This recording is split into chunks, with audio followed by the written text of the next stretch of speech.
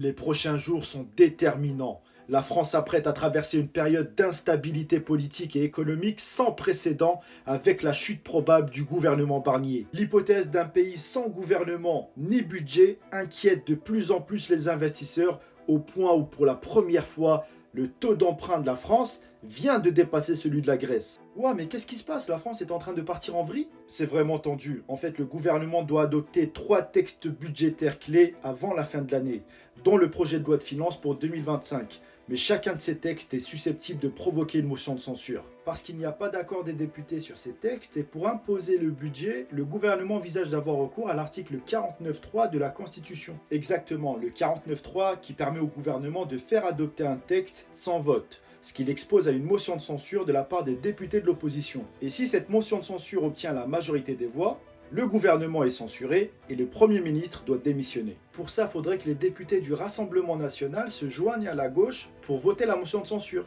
Oui, et Marine Le Pen a assuré que si le budget restait en l'état, elle voterait la censure. Ouah, et si le gouvernement tombe, qu'est-ce qui se passe? Le budget sera gelé, les fonctionnaires ne seront plus payés. Un shutdown à l'américaine, quoi. Non, pas vraiment. Contrairement aux États-Unis où l'État peut être paralysé, la Constitution française permet d'assurer la continuité. Le gouvernement pourrait légiférer par ordonnance si le budget n'est pas adopté à temps.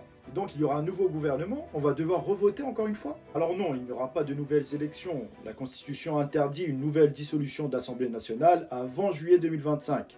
Par contre, le président de la République devra désigner un successeur à Michel Barnier. Il peut très bien maintenir Michel Barnier, mais avec tous les risques d'une nouvelle censure. Il peut également proposer un nouveau profil.